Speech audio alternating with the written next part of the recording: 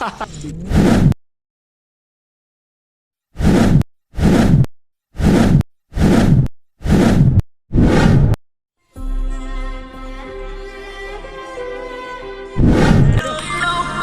beo, anjir.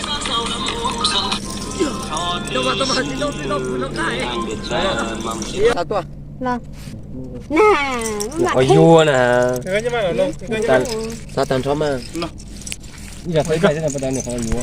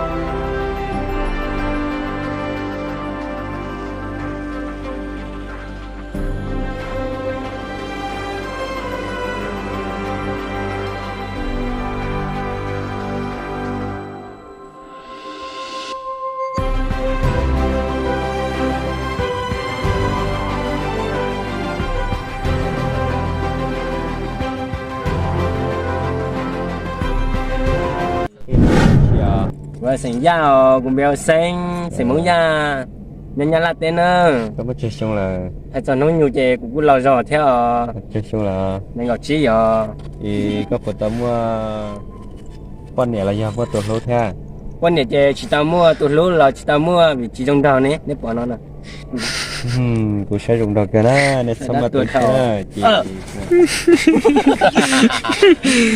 ơi chỉ một tụi lúa chạy tua đâu thay chúa chấm tổ đó cái kia thay chị lý sơ thằng này chả ní ơi nghe thấy giờ mới nung có chỉ là có mỗi chả ní nó chỉ cái tuần này thay chị đấy giờ thành gì đấy cái bọn nó chỉ họ phát cà phê nhau Với cả chứ.